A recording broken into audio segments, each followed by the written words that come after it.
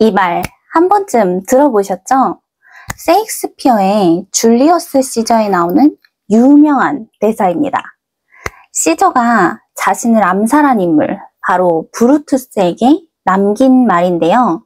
이번에 이 이야기가 연극 킬링 시저로 재탄생했습니다. 여기서 브루투스는 원작과는 꽤 다른 모습으로 그려지는데요. 그래서 오늘은 그 이야기를 들려드리려고 합니다. 공연을 보고 삶에 대해 생각해보는 서원입니다. 제가 요새 셰익스피어에 꽂혔거든요. 그래서 이번에는 연극 킬링 시저를 보고 왔습니다. 아주 재밌게 봤는데 그걸 보고 나오는 길에 옆에서 지나가는 분이 하는 말에 약간 충격을 받았어요. 뭐라고 하셨냐면 그래서 카시우스랑 안토니우스가 1인 2역인 거지? 전개가 어떻게 되는 건지 잘 모르겠네? 이렇게 말씀하시더라고요. 근데 이 극은 원작하고 비교하면서 봐야 진짜 재밌거든요? 그래서 이게 알면 알수록 더 재밌는 극인데 너무 아쉬운 거예요. 저만 알 수 없으니까. 그래서 다른 분들도 이 극을 훨씬 더 입체적으로 보셨으면 해서 이번 영상을 만들어 봤습니다. 그래서 이번 시간에는 원작과 다른 부분들을 짚어드리고 그걸 보면서 제가 생각한 연출의 의도나 아니면 해석 같은 것도 들려드리려고 해요. 이걸 들으면서 여러분들의 생각과는 또 어떻게 다른지 비교해 보시면 더 재밌을 것 같습니다. 먼저 킬링 시저에서는 독특한 설정이 있습니다. 바로 양지원 배우님이 2명의 인물을 연기한다는 건데요. 1인 2역, 요새 흔하지 않나? 라고 생각하실 수 있죠. 근데 이게 왜 특이하냐? 왜냐면 이 두 사람이 정치적으로 완전히 반대 입장에 서 있기 때문이에요. 각각 시저를 죽이려는 자와 시저의 추종자인데요. 먼저 카시우스는 시저를 암살하기 위해 브루투스를 끌어들이는 인물입니다. 그리고 안토니우스는 그 과정에서 자기도 죽임당할까봐 브루투스에게 동조하는 척하지만 이후 광장에서 추도식 연설을 하면서 민심을 완전히 뒤엎어버리는 인물이거든요. 그럼 이렇게 상반된 입장에 있는 두 인물을 왜 한 명이 연기했을까요? 바로 이 둘에게는 공통점이 있기 때문인데요. 자신들의 정치적 목적을 이루기 위해 브루투스를 이용한다는 점입니다. 게다가 극 중에서 배우가 이 둘을 의도적으로 좀 모호하게 연기함으로써 브루투스가 대인이 정인이 하는 명분을 강조하지만 실은 그냥 남에게 휘둘리는 어리석은 인간일 뿐이다 라는 점을 더 부각시키려고 한 것 같았어요.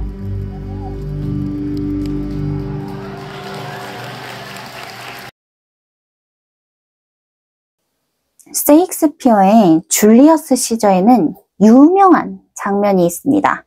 바로 시저를 암살하고 나서 광장에서 브루투스와 안토니우스가 추도식 연설을 하는 부분인데요.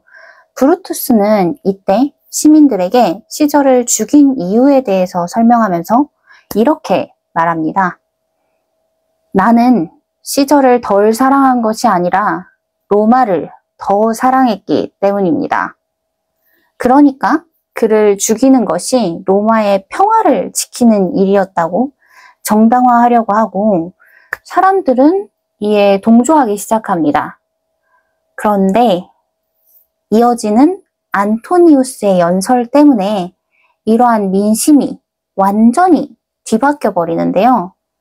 안토니우스는 초반에는 자기는 그저 추도를 하러 왔다라고 말하는데요. 연설을 해나가면서 시저가 그동안 했던 일들을 사람들에게 상기시킵니다. 그러면서 이 브루투스가 시저를 죽인 것이 과연 정의로웠나? 를 시민들이 의심하게 만들어요. 그리고 마지막에는 시저의 유언장을 공개함으로써 그는 대의를 따른 사람이고 우리 모두를 사랑했다 라면서 감정적으로 선동합니다. 이 내용을 보면 한 가지 예를 들어드리자면 유언장 내용 중에 이런 내용이 있어요.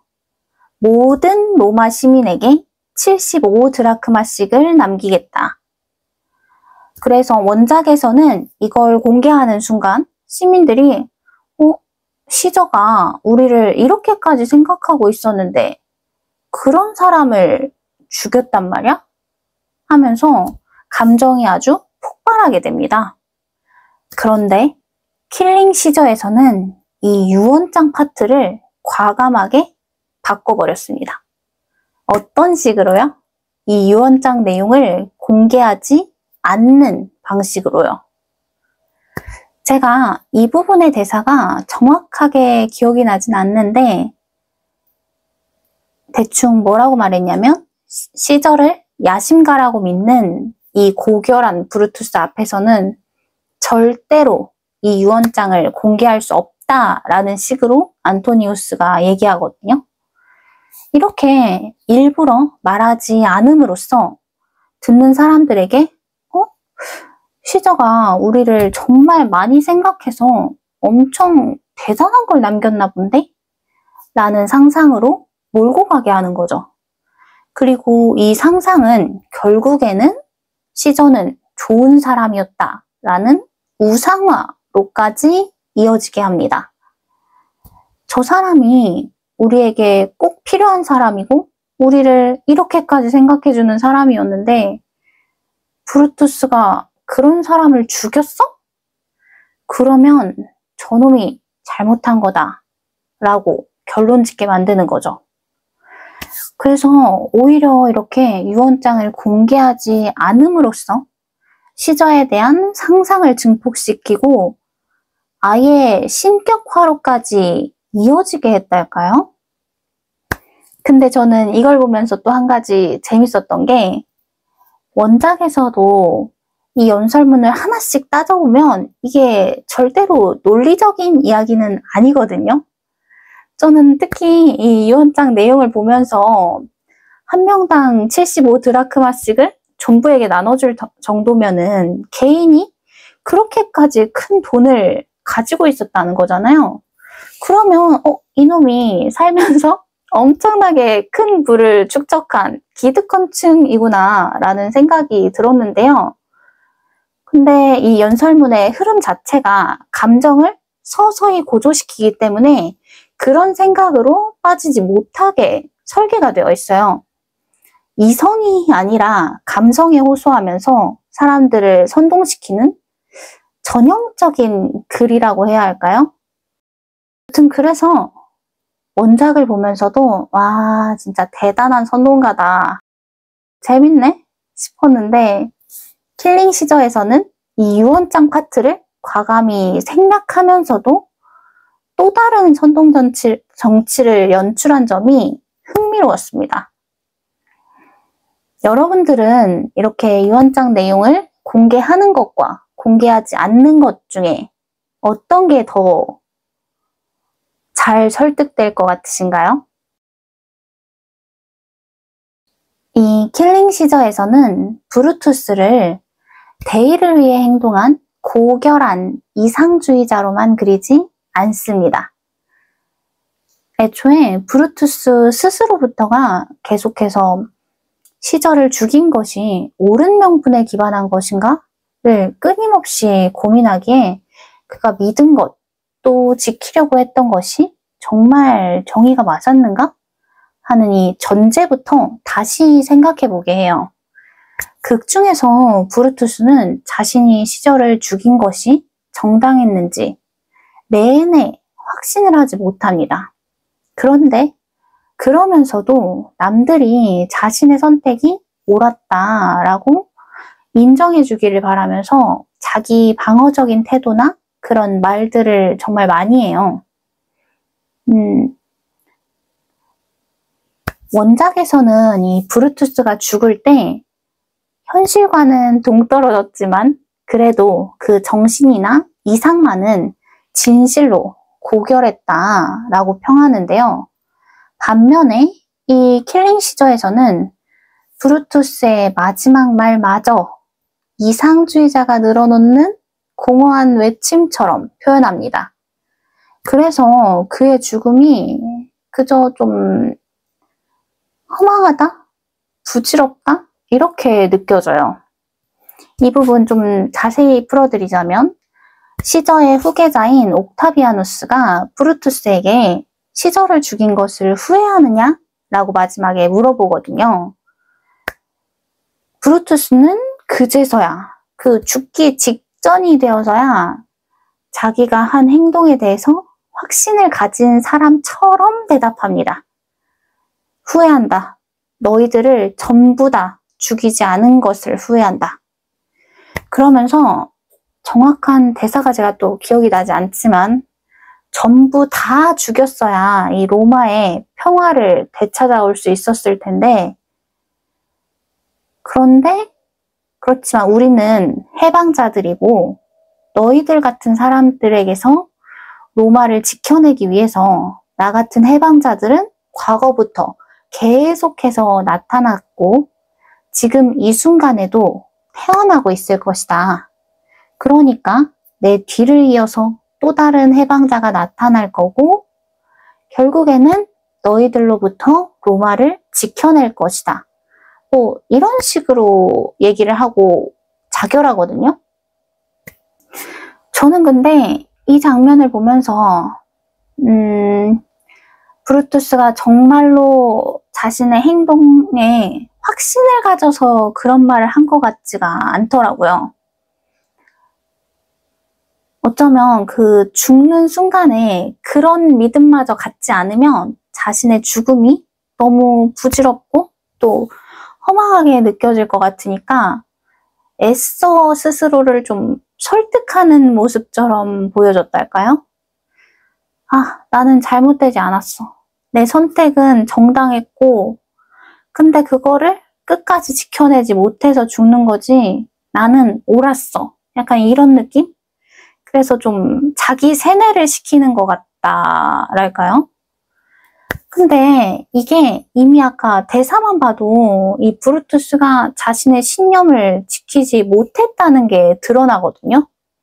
왜냐면 브루투스가 초반에는 시저를 제외한 다른 사람들을 죽이지 말아라 라고 명령합니다.